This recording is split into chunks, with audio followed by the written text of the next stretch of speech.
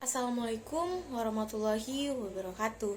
Perkenalkan, nama saya Retno Landari, NIM F231210004 dengan program studi Perencanaan Wilayah dan Kota, jurusan Arsitektur, Fakultas Teknik, Universitas Tadulako. Tujuan saya membuat video ini untuk memenuhi tugas mata kuliah Kota Tangguh Bencana dengan bobot 3 SKS, serta saya sekarang berada di semester 4. Di sini saya akan menjelaskan beberapa mengenai Kota Tangguh Bencana dan indeks ketahanan bencana.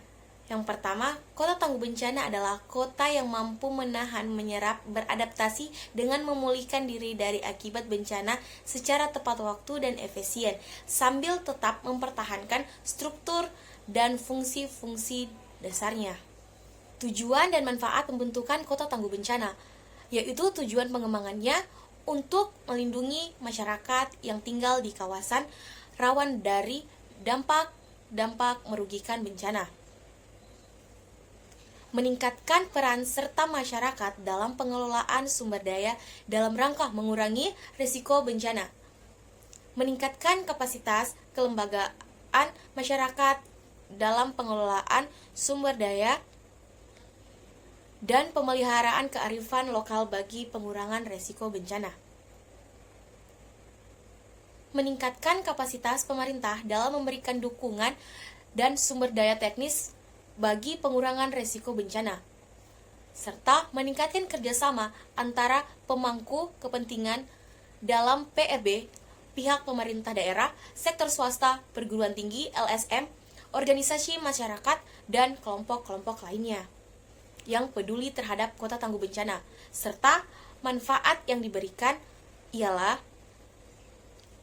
meningkatkan pengetahuan masyarakat dalam menghadapi serta mengurangi dampak risiko bencana, sehingga masyarakat dapat hidup dan bekerja dengan aman. Tujuan indeks ketangguhan daerah adalah instrumen untuk mengukur kapasitas daerah dengan asumsi bahwa bahaya atau ancaman bencana dan kerentanan di daerah tersebut kondisinya tetap.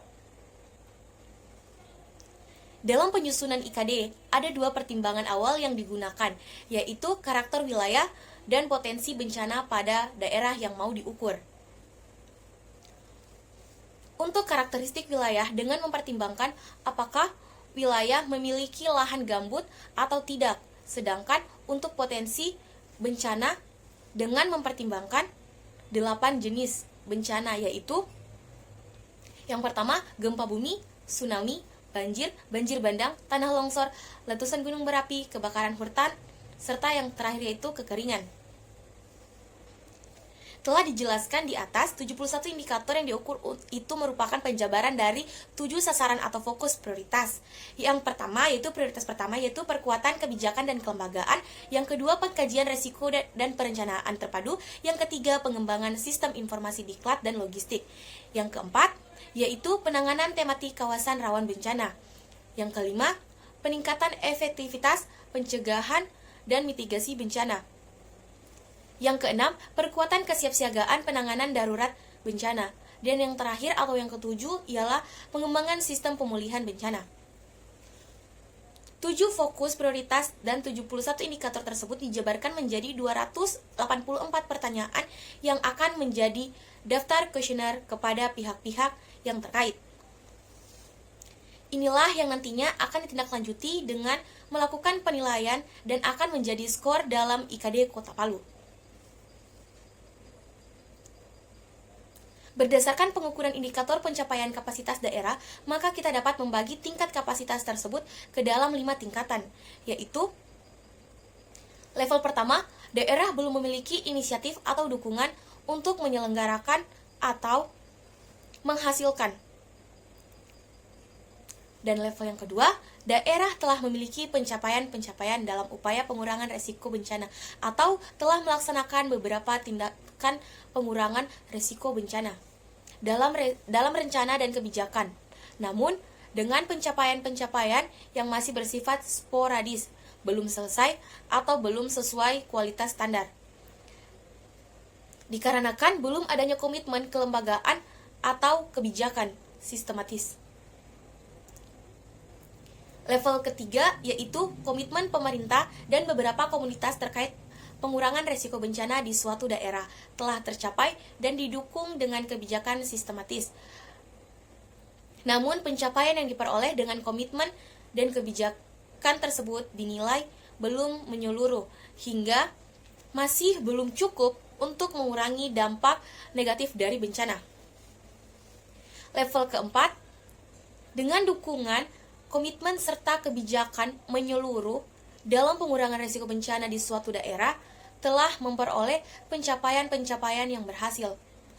Namun diakui ada masih keterbatasan dalam komitmen, sumber daya finansial, ataupun kapasitas operasional dalam pelaksanaan upaya pengurangan risiko bencana di daerah. Dan level yang kelima atau level yang terakhir yaitu pencapaian komprehensif telah dicapai dengan komitmen dan kapasitas yang memadai di tingkat komunitas dan jenjang pemerintahan sehingga manfaat atau hasil dari penyelenggaraan mewujudkan perubahan jangka panjang. Secara umum, kegiatan penyusunan dokumen yang menghasilkan Indeks Ketahanan Daerah Kota Palu di tahun 2022 dilaksanakan berdasarkan metode scoring 71 indikator dalam perangkat penilaian kapasitas daerah dari BNPB berdasarkan Perka BNPB nomor 3 tahun 2012 tentang panduan penilaian kapasitas daerah dalam penanggulangan bencana. Indikator akan diukur dengan kesepakatan bersama menggunakan data-data sekunder dan primer sesuai dengan kondisi daerah Kota Palu. Kemudian akan diolah secara kuantitatif untuk mendapatkan nilai akhir indeks ketahanan daerah yang akan disimpulkan secara kualitatif untuk rekomendasi dalam peningkatan kapasitas daerah Kota Palu. Tahapan pelaksanaan penyusunan penilaian kapasitas ini antara lain yaitu tim penyusun selain melakukan tugas penyusunan dokumen secara individu juga melaksanakan kerja studio. Kerja studio ini dilaksanakan agar terjadinya persamaan persepsi antara anggota tim untuk mempercepat penyelesaian dokumen. Kerja studio ini juga melibatkan tim teknis. Hal senada juga disampaikan salah satu seorang tim penyusun IKD, Dr. Ansyar Munir, SOS, MSI, bahwa indikator-indikator dalam perangkat penilaian kapasitas daerah 71 indikator dipetakan terlebih dahulu untuk menentukan OPD, pihak mana yang dapat menjawab pertanyaan-pertanyaan dalam indikatornya. Akan dilaksanakan kegiatan konsultasi publik masing-masing sekali pada awal tahun dan akhir kegiatan, serta diskusi kelompok terfokus dengan melibatkan stakeholder sebagai kegiatan uji publik dengan menerima peran saran serta masukan. Diskusi kelompok terfokus dilaksanakan secara partisipatif dengan peserta dari pemerintah, non-pemerintah, dan masyarakat yang didampingi oleh minimal satu orang tim penyusun sebagai fasilitator. Diskusi kelompok dilaksanakan dengan mengacu pada daftar indikator dan pertanyaan yang diisi bersama-sama sesuai dengan kondisi dan kapasitas daerah dan disepakati oleh seluruh peserta diskusi. Dikarenakan adanya pertanyaan-pertanyaan dalam indikator pengukuran yang memerlukan kesepakatan tertulis, maka berita atau acara kesepakatan tertulis yang ditandatangani peserta dalam setiap FGD dengan konsultasi publik. Diskusi ini akan menghasilkan hasil scoring sementara yang akan dihitung secara kuantitatif untuk mendapatkan nilai indeks ketahanan daerah. Serta indeks fokus prioritas berdasarkan hasil indikator masing-masing. Sebagai klarifikasi hasil diskusi, dokumen-dokumen pendukung untuk setiap indikator akan dikumpulkan sebagai bukti verifikasi.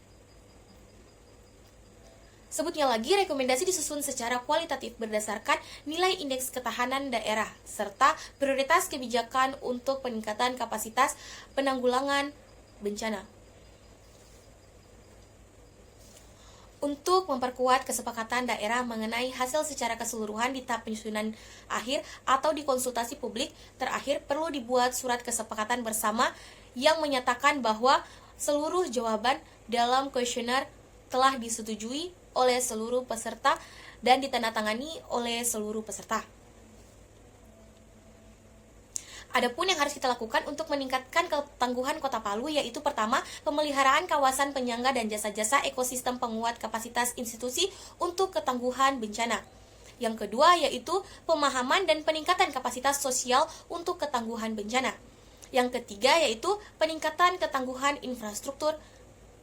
Yang keempat, usaha untuk memastikan respon bencana yang efektif terutama pada bagian keberadaan, efektivitas, dan jangkauan sistem peringatan dini. Dan yang kelima atau yang terakhir yaitu penanganan tematik kawasan rawan bencana, peningkatan efektivitas pencegahan dan mitigasi, penguatan kapasitas serta penguatan darurat bencana, dan pengembangan sistem pemulihan bencana. Ini semua harus dipenuhi guna menuju kesiapsiagaan daerah. Dengan adanya IKD yang mengukur kapasitas suatu daerah, dapat dilakukan monitoring dan evaluasi naik dan turunnya IRBI di daerah tersebut. Dari indeks ketahanan daerah, maka setiap kabupaten dan kota mampu mengetahui apa saja upaya yang sudah dilakukan dan langkah tindak lanjut untuk yang perlu dilakukan untuk menurunkan resiko demi menjaga pengembangan investasi pembangunan dan melindungi warga dari dampak bencana. Sudah selayaknya bila pemerintah daerah mengubah 4 paradigma lama dan menerapkan proses-proses pembangunan yang aman dan berkelanjutan. Sekian dari saya, mohon maaf bila ada salah kata selama saya membuat video ini. Dan saya ucapkan terima kasih banyak. Wabillahi taufiq wal hidayah. Wassalamualaikum warahmatullahi wabarakatuh.